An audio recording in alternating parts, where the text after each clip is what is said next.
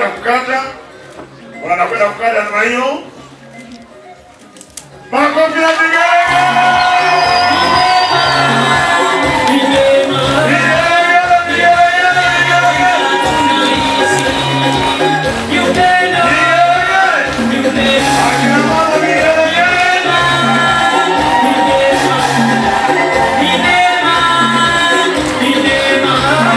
Mtazamaji wa Digital News Tanzania, Digital News tunaripoti moja kwa moja kutoka hapa Kifanya siku ya leo, ambapo umefanyika uzinduzi wa kituo cha mafuta kikubwa.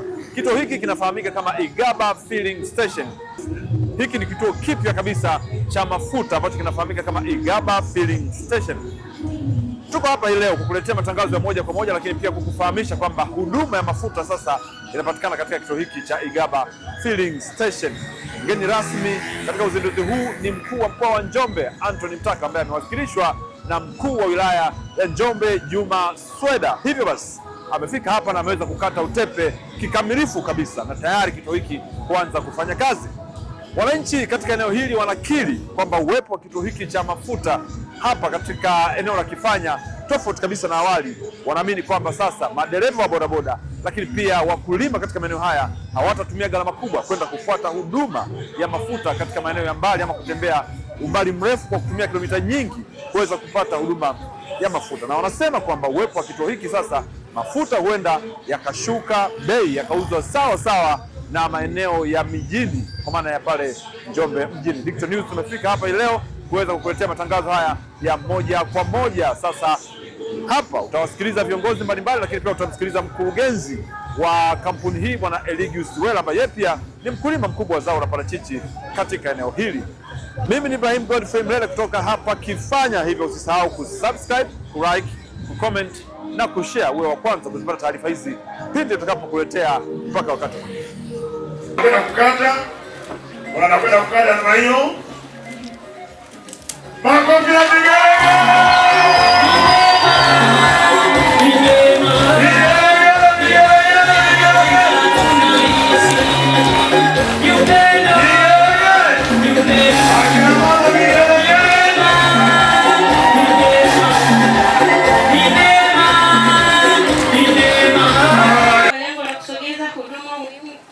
Mafuta karibu na wananchi, wafanyabiashara, wakulima, wafugaji na watumiaji wa barabara.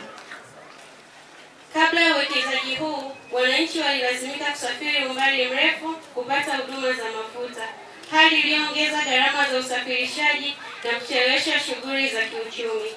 Kupitia uwepo wa Igaba Filling Station, huduma hizi sasa zimepatikana karibu zaidi na wananchi, jambo ambalo litachochea ukuaji wa biashara, kuboresha usafirishaji, kuongeza fursa za ajira kwa vijana na kuimarisha uchumi wa kata ya Kifanya na maeneo jirani. Mheshimiwa mgeni rasmi, tunapenda kutoa shukrani za dhati kwa serikali ya Jamhuri ya Muungano wa Tanzania kwa kuendelea kuweka mazingira rafiki ya uwekezaji nchini. Tunazishukuru taasisi mbalimbali za serikali zikiwemo Wizara ya Ardhi, TANROADS, NEMKI na EWURA kwa ushirikiano wa karibu, mwongozo wa kitaalamu na msaada uliowezesha mradi huu kukamilika kwa mafanikio.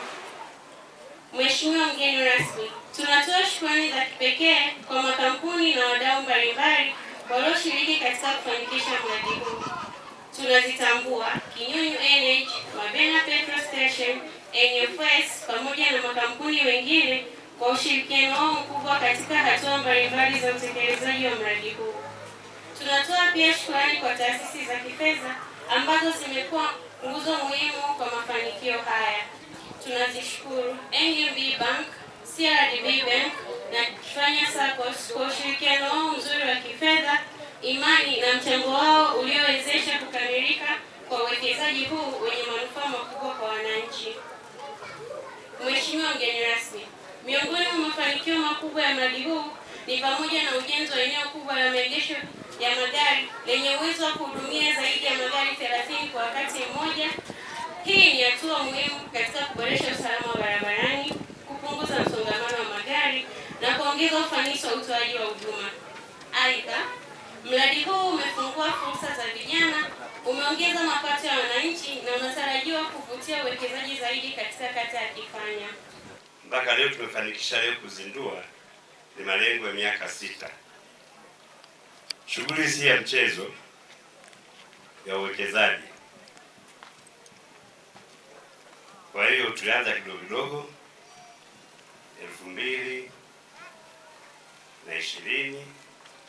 kufanya mchakato wa mafuta, kujenga kituo cha mafuta. Lazima tupate utaratibu sahihi. Tunahitaji kushirikiana kuanzia ngazi ya kijiji ambao walishiriki na sisi pamoja kuhakikisha tunapata hati.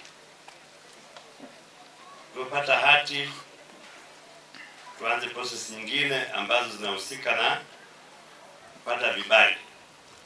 Tumechukua muda mrefu na kujipanga kiuchumi zaidi.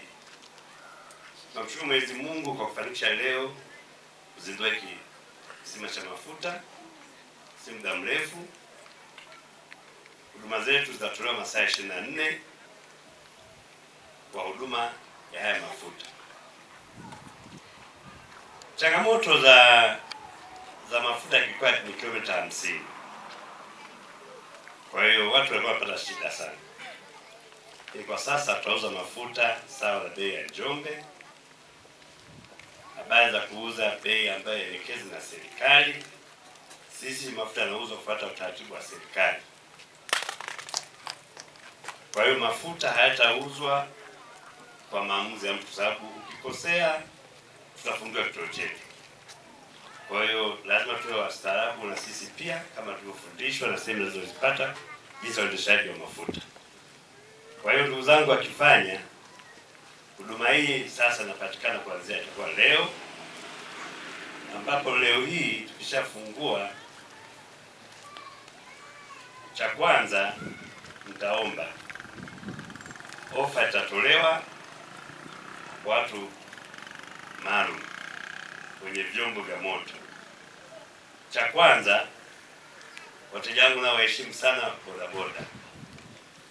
Mtatoa ofa ya bodaboda 50 lita 1 alitoka moto. Igaba tunaona ni eneo lipo jirani sana na hiki kituo, eneo ambapo linajengwa. Kwa histori kubwa tumetumia jina asilia toka sehemu husika. Kaona ni vema kutumia kampuni inaitwa Igaba. Mnaweza kwa nini usingeita Madebe? Madebe jamani ni kampuni ya parachichi. Sawa jamani? Sasa tungekuwa parachichi na Madebe na mafuta singeendana. Sawa jamani? Kwa hiyo kampuni imeajiri watu kama unaona hapa, lakini cha kwanza, sifa la kwanza tumepata wenyeji. Hebu wenyeji wazao tunapoleta miradi sehemu husika, kazi ya kushirikiana, kuitunza, kuiboresha, kuitunza namna nyingi.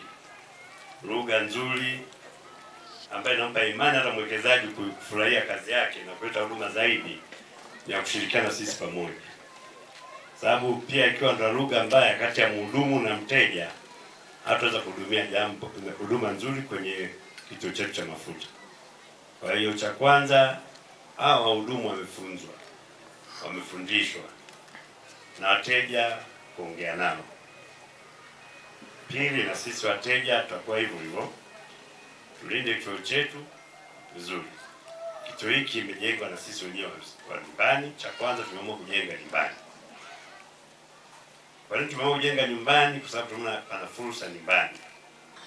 Wanaambia watu wengi sana, wenzetu wageni wanakuja kuona fursa nyumbani, sisi tunasahau fursa kwetu. Wageni wanakuja kupanda parachichi, sisi hatujapanda parachichi, unaangalia tu. Kwa hiyo cha kwanza tuangalie fursa zilizopo sehemu husika, tuweze kupata uchumi mzuri wa pamoja. Kwa hiyo hapa leo tu tulikuwa tumealika watu wengi sana, kwa watu wa benki, na mimi hajafika. Wangefika nao waseme nao tunakopa maana tujenge hapa. Sio rahisi natoka tu hivi. Unakopa benki, unakuja unapata dhamana ya kujenga, unajenga watu wapate faida. Faida ya kwanza watu tumesema mafuta wanauza bei ya Njombe. Hiyo ni faida ya kila mmoja mmoja. Kwa hiyo furahi kazi hii, shughuli kwa pamoja. tukifanya pamoja.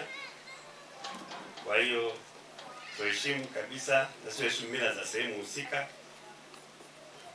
sababu unapokuwa umefika mnafanya kazi lazima uheshimu mila za sehemu husika. Huduma hizi zilikuwa zinapatikana umbali mrefu. Tumeshuhudia hapa mtu mmoja anatoa ushuhuda ya kwamba ilikuwa inamlazimu ajaze mafuta Makambako akitoka kule au yawe ya kwenda na kurudi. Kwa hiyo inamaanisha kwamba siku zingine wakati alipokuwa hana hela ya kutosheleza alikuwa hatumii gari. Ikiwezekana labda apande usafiri mwingine. Lakini kwa sasa kwa sababu huduma inapatikana, itawasaidia sio yeye tu, pamoja na wananchi wengine kama ilivyosemwa kwenye risala, wakulima, kwa sababu mafuta haya yataenda kutumika kwa ukulima pia, yatatumika kwenye shughuli mbalimbali za uzalishaji katika maeneo yetu. Kwa mimi nikupongeze sana kwanza kwa wazo hili, na nipongeze taasisi zote ambazo umeshirikiana nazo kuhakikisha ya kwamba unafanikisha uwekezaji wa aina hii, na Mheshimiwa Mkuu wa Mkoa amekuwa kinara ya kusaidia uwekezaji katika mkoa wetu wa Njombe, na ameendelea kuhamasisha uwekezaji huu endelee katika maeneo yetu ili kusogeza huduma kwa wananchi ambazo wakati mwingine zilikuwa zinapatikana mbali sana na umbali mrefu. Kwa hiyo wawekezaji kama hawa tusiwachukie wala tusione nongo kwao, kwa sababu mbaya wa mtu ni mtu wa nyumbani kwake. Wale watu wa nyumbani kwako ndio wanaanza kufanyaga ubaya kuliko hata wabaya. Watu wa karibu hao mwingine anaweza akaanzisha tu mgogoro hapa. Unajua ulipojenga sheri kwa eneo lako, akaanzisha mgogoro. Huo ndio ubaya ambao tunausemea. Kwa hiyo waombe sana tushirikiane pamoja na wawekezaji ambao wanakuja kwenye maeneo yetu, na wanapokuja ni kama ndugu yetu mkurugenzi anavyosema, tunajifunza vitu mbalimbali. Tunajifunza ujuzi walio nao, tunajifunza teknolojia walio nayo, na hatimaye na sisi tunaitumia kwa ajili ya uzalishaji tunaoufanya katika maeneo yetu. Lakini mambo haya hayawezi kufanyika tu isipokuwa kuna hali nzuri ya kisiasa katika maeneo haya. Hakuna vurugu, hakuna hali ya kukatishana tamaa katika maeneo hayo, hakuna chuki baina ya jamii na uwekezaji katika maeneo yale. Haya mambo ndio yanaweza kufanikiwa. Lakini kama hakuna upendo, hakuna umoja, tuna vurugu, ni watu wa misuguano, hakuna mwekezaji yoyote ambaye unamjua, awe wa nyumbani awe wa kutoka nje, atawekeza kwenye eneo lako.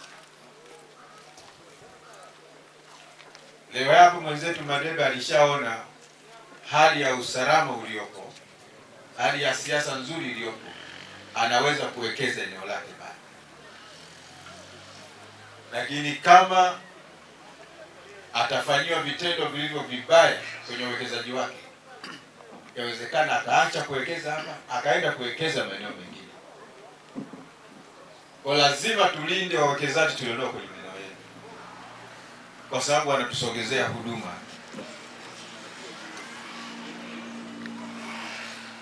Sisi wenyewe. Kwa ni muhimu kuwepo na utulivu na amani na upendo, na ndivyo msingi wa mambo yote haya leo tunayoyaona. Ndio msingi wa mambo yote haya leo tunayoyaona. Leo Madebe hapo mwambie peleka mradi wako ukauwekeze Darfur. Atapeleka hela zake aweke pale, wakati anajua kwamba hana uhakika wa kesho yeye mwenyewe kuishi. Hana uhakika kwamba yule uwekezaji aliyoufanya utakuwepo. Kwa sababu kila kundi hili linasema lina haki ya kuongoza nchi, kundi hili linasema lina haki ya kwa ni vita tu. Kwa amani, utulivu katika maeneo yetu ni kitu cha msingi sana katika maeneo yetu, na ndio kinachowafanya kina Madebe leo kuwekeza. Kinachowafanya kina Madebe leo wanaenda shambani, wanalima, wanatunza fedha yao, na hatimaye anajikusanya kwa muda mrefu mpaka anafikia hii hatua.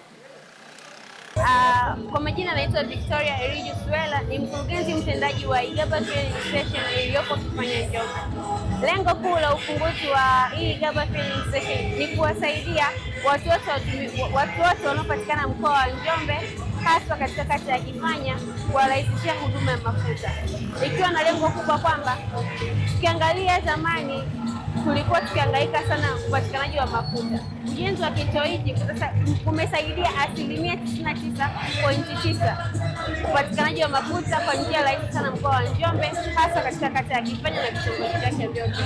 Pia lengo kuu la kufungua Igaba Filling Station ni kusaidia maegesho ya magari, ambapo tumeweza kutengeneza sehemu ambayo ina uwezo wa kushika magari takriban 50 ndani ya siku, na wote wakahudumiwa ndani ya muda mmoja. Sambamba na hayo, pia tumeweza kupunguza baadhi ya kilomita ambazo zilikuwa ni kilomita nyingi kwa mtu ambaye ana shida na mafuta.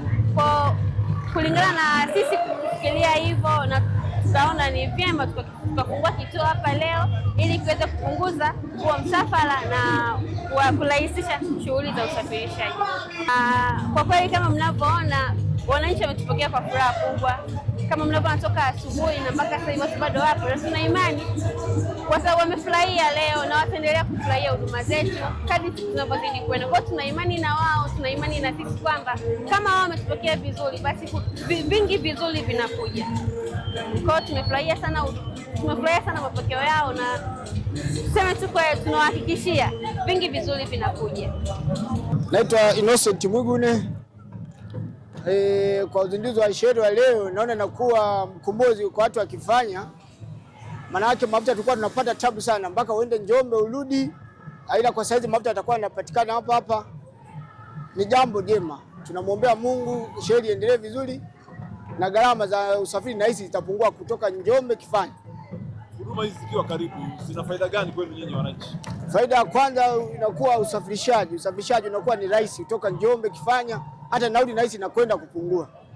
Hata bodaboda hapa kutoka ruti zile za 2000 na hizi sasa itakuwa 1500 hadi 1000. Tumezungumzia masuala hapa ya mambo ya vijana kujituma kufanya kazi, kuwekeza nyumbani. Lakini watu wamesema wanakuwa na hofu na mambo ya kushirikina, lakini hapa ujumbe wa mgeni rasmi na Madebe mwenyewe amesisitiza jambo hilo kwamba halina maana yote kwenye jamii. Wewe kama kijana hiyo umeipokeaje? Ili na hizi vijana tuache sababu, tufanye kazi.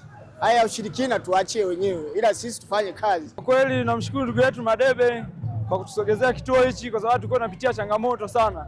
Kuna kipindi tulikuwa tunanunua mafuta hadi 10,000 lita moja. Na tunapitia changamoto sana humu. Yaani kiufupi tulikuwa tunapitia changamoto, yani mafuta tulikuwa tunanunua kiufupi kama yani kiolela, yani kiufupi wanauza kama kiwizi. Lakini sasa tunashukuru, sasa tumeletewa sheli hapa sasa hizi. Tunashukuru kwanza abarikiwe. Yaani kwanza alipofikia mpaka sasa hizi hapa aendelee kuongezewa. Tunashukuru sana. Natokea kata ya Kifanya, niko hapa kwa muda mrefu sana licha ya kuwa sijazaliwa hapa. Uzinduzi wa sheli hii kata ya Kifanya umetuokoa watu wengi, mimi bodaboda pamoja na wateja wetu. Wateja wetu wanapata fursa nyingi ya kupata safari zao kwa sababu mafuta yamesogea karibu. Mafuta tulikuwa tunateseka kwa kipindi kirefu, kipindi cha muda usiojulikana, na kupitia Igaba Filling Station tumepata mafuta kwa bei nafuu. Tutajaza mafuta kwa bei nafuu, tutasafirisha abiria wetu kwa bei nafuu, kwa sababu abiria wetu watajua kwamba Igaba Filling Station imewasaidia. Igaba Filling Station imewaokoa bodaboda wengi, hata wenye magari, hata abiria wenyewe na wateja wengine. Sasa ipo hivi, natolea maelezo. Tulikuwa tunanunua mafuta bei kubwa sana. Ile bei tuliyokuwa tununulia mafuta ilikuwa sio bei rasmi kutokana na bei ya sheli. Watu walikuwa wanachukua mafuta sheli Njombe mjini, wanatuletea Kifanya, lakini kutoka mafuta yamefika Njombe, kutoka mafuta yamefika mkoa wa Njombe, Igaba, Kifanya, tunapata unafuu wa kuwasafirisha wateja na kupata fursa ya kuwasafirisha wateja mara kwa mara.